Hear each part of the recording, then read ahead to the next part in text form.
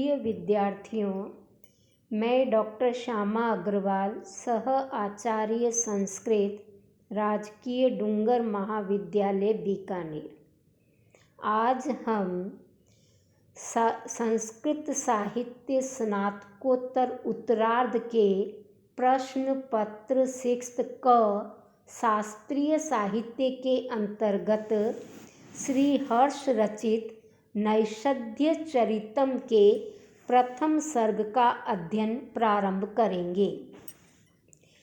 निपीय यस्य क्षितिरक्षिणः कथास्तथा द्रियन्ते न बुधाः सुधामपि नलः सितच्छत्रित कीर्तिमण्डलः स राशिन् महसां महोज्ज्वलः।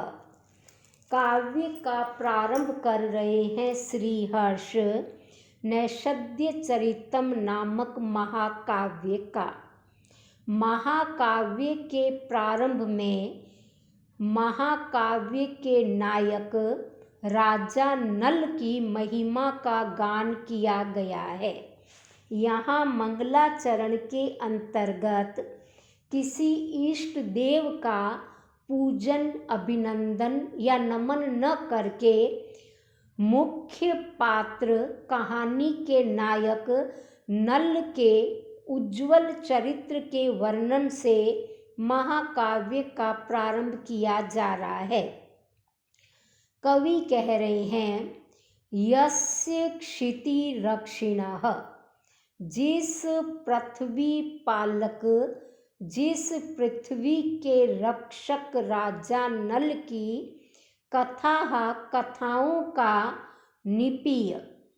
निपान करके भली भांति आस्वादन करके बुधाः विद्वान लोग सुधाम अपि अमृत का भी तथा न आद्रियन्ते वैसा आदर नहीं करते जैसा कि नल कथा का आदर करते हैं।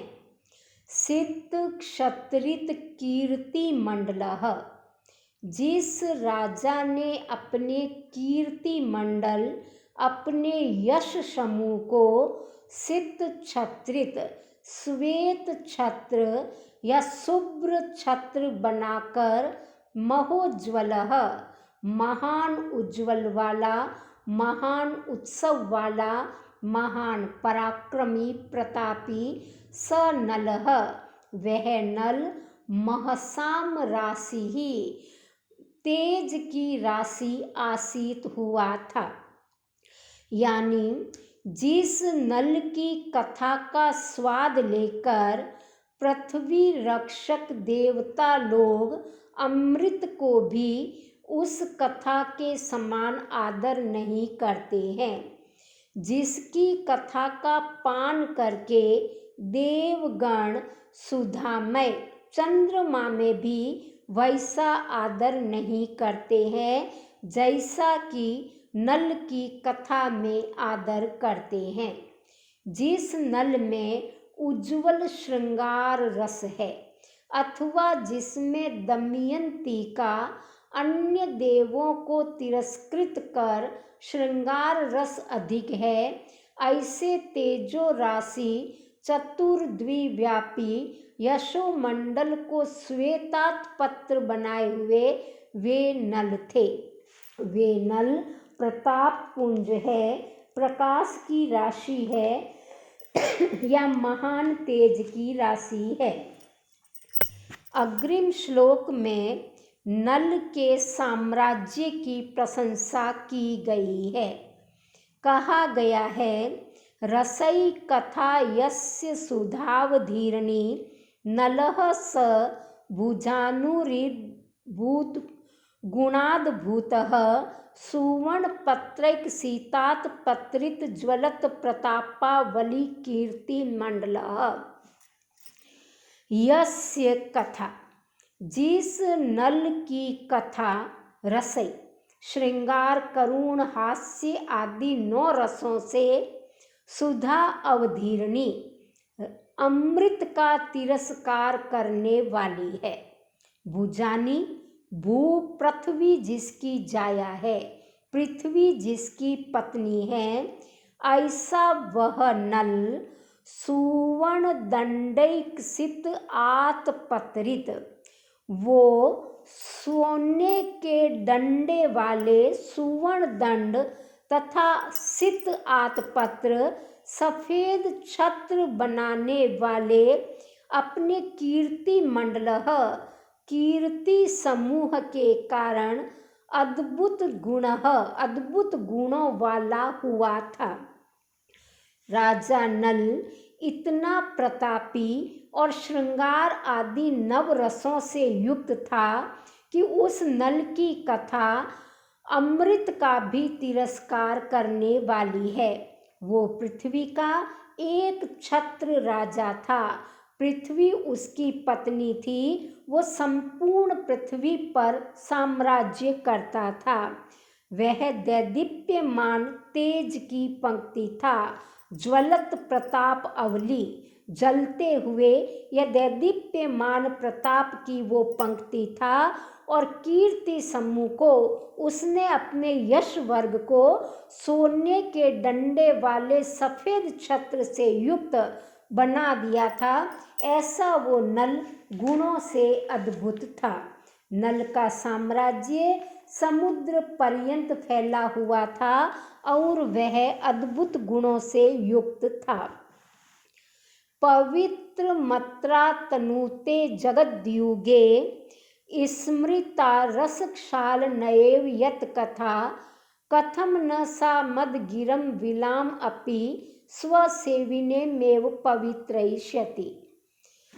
अत्र युगे, इस युग में अर्थात कल युग में, यत कथा, जो कथा, स्मृता जगत, स्मरण करने मात्र से ही संसार को रस क्षालनय एव, जल से धोने के समान पवित्रम आतनुते पवित्र करती है। सा वह कथा आविलाम अपि, कुछ दोषों से युक्त होते हुए भी, स्वसेविनीम इव, अपनी सेवा करने वाली, मदगिरम मेरी वाणी को, कथम न पवित्रयिष्यति, कैसे पवित्र नहीं करेगी। श्री हर्ष कहते हैं कि यद्यपि मेरी वाणी में कुछ दोष है, लेकिन दोष होने पर भी वह कथा मेरी वाणी को क्यों नहीं पवित्र करेगी, वो अवश्य ही उसको पवित्र करेगी, क्योंकि कथा इतनी अधिक पवित्र है कि इस कलयुग में अगर कोई नल की कथा को याद भी कर लेता है तो वह कथा उसे इस प्रकार पवित्र कर देती है मानो जल से धोकर पवित्र किसी वस्तु को कर दिया गया है। तो इस कलयुग में नल की कथा मात्र याद करने से ही जल से धुले हुए के समान पवित्र करती है। वह कथा मेरी वाणी जो कि दोष से युक्त है, श्री हर्ष की वाणी को भला कैसे नहीं पवित्र करेगी, क्यों नहीं पवित्र करेगी। अधीति बोधाचरण प्रचारणैर दशासु चतस्र प्रणयुनुपाधिभिः चतुर्दशत्वं कृतवान् कुतः स्वयं न वेद्मि विद्यासु चतुर्दशस्वयम्। अयम, इस नल ने स्वयं ही अधीति अध्ययन, बोध अर्थ ज्ञान, आचरण और प्रचारणय अध्यापन, इन उपाधि भी, इन चार प्रकार से चार अवस्था में निर्मित करते हुए चतुर्दशसु विद्यासु 14 विद्याओं में चतुर्दशत्वम 14त्व चतुर्दशत्व कृतः कर लिया। कृतवान कैसे किया, न वेदमी मैं नहीं जानता। लेखक कह रहा है कि 4 वेद ऋक, यजु, साम और अथर्व, 6 वेदांग शिक्षा, कल्प, निरुक्त, व्याकरण, छंद और ज्योति तथा मीमांसा, न्याय, धर्म, शास्त्र और पुराण। 4 वेद, 6 वेदांग और 4 मीमांसा, न्याय, धर्म, पुराण, ये मिलकर 14 विद्याएं हैं।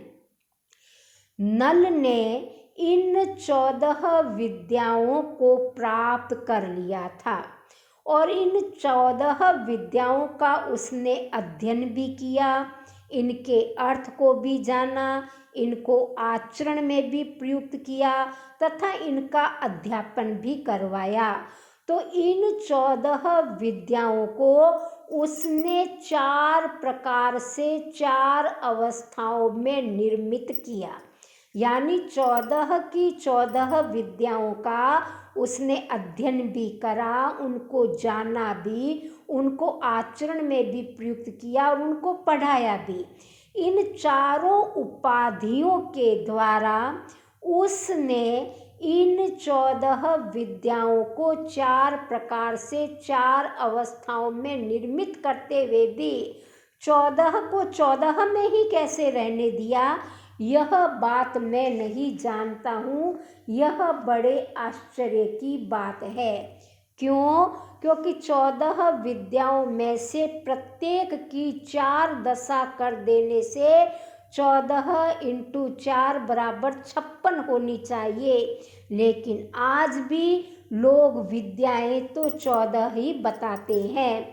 तो यह विरोधाभास कैसे हुआ कि 14 विद्याओं में प्रत्येक की 4 दशा करने पर भी वो 14 ही रही? इसका परिहार ये है कि वो संख्या में तो 14 ही है, लेकिन नल ने उन 14 की 14 विद्याओं में पारंगतता प्राप्त कर ली, चारों ही तरीके से। अगली श्लोक कहता है, अमुष्य विद्या रसनाग्र नर्तकी त्रैव नीतांग गुणेन विस्तरम अगाहताष्टदशताम जिगीषया नवद्वय द्वीप पृथ्वी जय श्रियाम। अमुष्य नलस्य, अमुष्य इस नल की रसना अग्र नर्तकी विद्या, रसना जीभ के अग्र भाग में नर्तकी नाचने वाली विद्या, जो अंग है उसके शिक्षा, कल्प, व्याकरण, निरुक्त, ज्योतिष तथा छंद। इन अंग गुणेन, अंगों के गुणों से विस्तरम विस्तार को नीता प्राप्त, त्रय वेद त्रयी के समान नवद्वयदीप 18 द्वीपों की वो पृथक जय श्रिया, अलग अलग विजय सूचक जिगीषया, लक्ष्मियों की जीतने की इच्छा से अष्टादशताम अगाहत, 18 की संख्या को प्राप्त हुई। लेखक कह रहे हैं कि इस नल के जीभ पर नहीं बल्कि जीभ की नोक पर विद्या नर्तकी के समान नृत्य करती थी, और यही कारण था कि विद्या के जो 6 वेदांग है, शिक्षा, कल्प, व्याकरण, निरुक्त, ज्योतिष और छंद, ये 6 के 6 अंग गुणों से विस्तार को प्राप्त हो गए और वेद त्रयी के समान 3 वेदों में अथर्व वेद को छोड़ दिया जाता है और ऋक्, साम और यजु की गणना की जाती है। वो वेद त्रयी के समान 6 तिया 18 द्वीपों की अलग अलग विजय सूचक लक्ष्मियों को मानो जीतना चाहता है, और इसी के कारण जो विद्या रूपी नर्तकी है वो 18 की संख्या को प्राप्त हो गई है। इस प्रकार 14 विद्याओं में अगर आयुर्वेद, धनुर्वेद, गंधर्व वेद तथा अर्थशास्त्र, अगर ये 4 विद्याएं जोड़ी जाए तो भी विद्याओं की संख्या 18 हो जाती है, ऐसा कुछ व्याख्याकार अर्थ निकालते हैं। और कुछ व्याख्याकार यह मानते हैं कि नल को 14 विद्याओं के अलावा 3 तरह की 14 विद्याओं को उसने 18 रूपों में प्राप्त कर रखा था। रघुवंश में कालिदास ने कहा है, नल ने 18 द्वीपों को विजय करके 18 प्रकार की विजय लक्ष्मी प्राप्त की है। इसलिए इसका यहाँ पर वह भी अर्थ है कि वो 18 जयश्री को जीतने की इच्छा से ही मानो उसने 18 प्रकार की विद्या रूपी नर्तकी को अपनी जीभ पर नचा रखा है। और वो 18 प्रकार की विद्या है। 14 विद्याओं की गणना हमने पिछले श्लोक में की है और 4 अलग विद्याएं हैं, और वो विद्याएं हैं आयुर्वेद, धनुर्वेद, गांधर्व वेद और अर्थशास्त्र। इस प्रकार नल को 18 की 18 विद्याओं में पारंगता प्राप्त थी।